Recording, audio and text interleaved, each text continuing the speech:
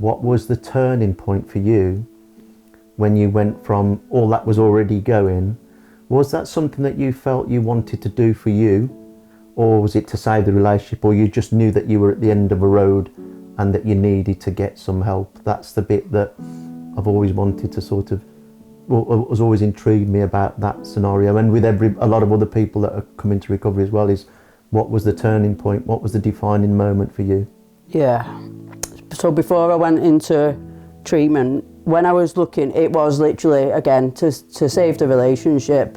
Didn't care about myself still. Just thought this relationship was what I needed to look at. But once I actually got into treatment, I realised actually I should be putting what I want first, and I'm important and that kind of stuff. Me having those thoughts were what changed me not going home after, because when I started wanting things for myself, as selfish as I felt, you know, I really did feel selfish. I didn't let my ex-wife know once that I'd had a laugh in the day at rehab or anything, because, you know, I felt guilty about it or things like that. But then actually I started to think, you know, what's wrong with me having a laugh? I've been miserable for the last 20 odd years of my life. Why can't I have fun? Why can't I enjoy myself? Why do I feel guilty about it? And when I gathered that strength to start thinking of myself, that's when the relationship took the turn. Even though, you know, she would have never trusted me again, you know, she wouldn't have believed a word I'd have said, because I'd lied to her for 6 years, you know. But there was probably a little chance we could have tried to make things work, but I wouldn't have been the same person after it. So it ultimately was never going to work. Best thing I did was thinking of myself for once, you know, because you can't be happy just putting others before yourself your whole life. You can't do it. You can't, and that's why substances have played such a big part in my life, as well as the gambling. You know, it just blurs everything out, doesn't it? You know, it's interesting you say that, because obviously the relationship, building that relationship with yourself, you know, and that's one of the difficulties that we have, and through our addiction, isn't it, is that we learn as we come in recovery, is that your addiction isn't the problem. Your addiction is the solution to the problem. Yeah. And it's something within us that we have to try and sort of navigate through, you know, and understand that about ourselves. And that's the beauty about recovery. And you said how you access recovery, and recovery, I heard what somebody say once, that the best thing that recovery gave them was time. Because when you get time, when you're in the madness of addiction, you don't get time, do you? No. It's 24/7. If you're not doing it, you're thinking about it. But recovery gives you time, doesn't it? And it gives you time to heal. It gives you time to find yourself. Absolutely. And you know, not just from the addiction and the consequences of addiction, but everything that has preceded the addiction kicking in. Yeah. Where you spoke about the Lakeland, and you did a fantastic job. We did the Howtown checkpoint together, didn't we? Yeah. And you stood at the bottom of the hill in Howtown, dressed in your own uniform with your cowbell, the biggest cowbell in the world, and you just hollered all day and supported people. And you know, you left a legacy really from that checkpoint, because people commented about that and about how they were lit up after 66 miles or 11 miles if they were doing the 50, and how you got them out of that checkpoint, and you know, a really difficult time. But we shared a moment that will stick with me, and you know, you shared something with me which you don't have to talk about, but really, really touched my heart and touched a nerve with me, which was about the relationship. And you mentioned it earlier, but with your mum, and how that you mentioned that your mum was an addict herself, and that you were sort of disconnected from her at a really early age, and you sort of almost try and chased her down to when you got into recovery. And I found that quite profoundly. I don't know if you noticed, but at that time I felt very uncomfortable. I had to come away because I didn't necessarily have the answers, but sometimes you don't need answers, you need to listen. So I was quite young at that point. I tried to find out stuff when I was 16, and they told me to come back when I was 18. I didn't necessarily stay clean through it all. I don't think I was fully in addiction at that point. It was still fun. I was taking it to the extreme, but it was still fun. At 18, I got an address, went looking. So it turned out basically my birth mother was in the same town most of them years that when I'd grown up, yeah. So they kept giving me an address, and I was always one step behind her. It turned out that she passed away from an overdose one day. It's unfortunate. Like I used to say, I'm glad because I would have ended up on it with her. Think a bit of a defence thing. I don't really know.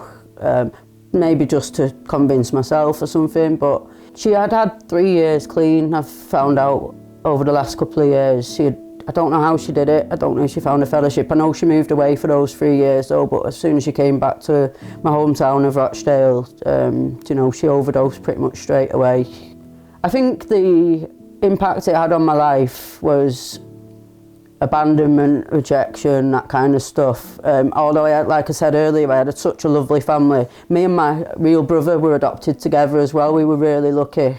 I don't mean this to sound bad, but I don't think it's the same kind of connection that I would have had with my birth mother that I had with I don't. So I feel I missed out on a lot of, even the early days of just being born, not being, that skin on skin and all that kind of stuff. All that would have had massive impact. It does, doesn't it? I watched loads of stuff where that kind of thing does have an impact on kids. Do you know what? When I found out that she'd passed away, my birth mother, and it's not very nice to say, but it's the truth. But I think I used it as an excuse then to carry on.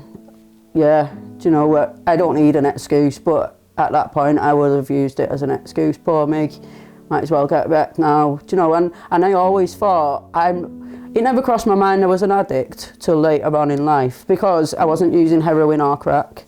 And I thought as long as I stay off those, because that's what an addict is to me. Yeah, that's how my mum overdosed. I thought I'm not an addict if I don't touch them. Do you know what? I'm better than her because I'm sniffing cocaine and not sticking a needle in my arm. Yeah. And that's so true. It's the same thing we see with the majority of people, isn't it? Is that we compare and then we make a decision about ourselves. I'm not quite a park drunk yet. Yeah. So I haven't got a problem with alcohol. Yeah. And a lot of my mates go out more times than I do. But realistically, we're just in complete denial, aren't we? Absolutely. Even when I said about my drinking, I always drank in the pubs. I would drink occasionally at people's houses after pubs and things like that, but never ever did I drink on my own in the house with the curtains shut. So that same again, I was not an alcoholic because I went to the pub and socialised. I didn't socialise in the pub. I sat at the bar and just ordered another pint. That was it for me in the end, It's a delusion of your mind that will tell you a different story, isn't it? Yeah, absolutely. Different narrative. I just feel like when you're in recovery, people feel limited to where they can go, with who, what they can do, that kind of stuff. And like I said, I'd lived in Penryn House and that was the world to me. That bubble of that house, the residents and the community members, that was a world, and that's how it is for still people now. They don't mix with others, they don't go out, they're too scared or whatever. And I just wanted to open people's worlds up a bit, really. Leaving Penryn House and going to live in a town where I don't know anyone and things like that. At the point there was nothing there for recovery.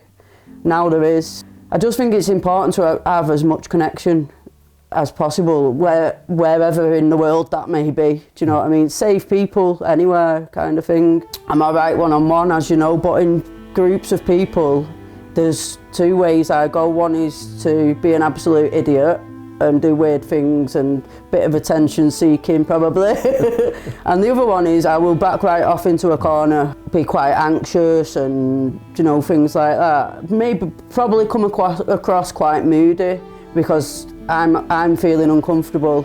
So they're my two go-tos, and I thought on a personal level maybe doing this kind of thing might help me with that. So not all for everyone else. This is the thing, isn't it? This is one of the beauties of doing, supporting other people and helping other people and doing a bit of service in whatever. If you've got a fellowship, for example, or it's actually that we do, but through a selfless act, we actually.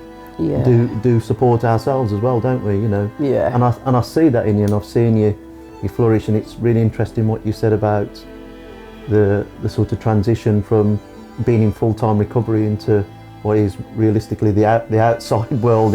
It's tough. It's tough, isn't it? It is. And it's that transition must have been really hard for you, and it's been a bit of a bumpy road, but you're learning a lot, I think, as well, aren't you? You're a different person even now than you were 6 months ago. And that's what recovery is about. It's about that continual growth and development, isn't it? Yeah. You know, and it's great. Yeah. Nice one. And you're doing really well. I love you to bits. I love you, mate. Thank you. There you go.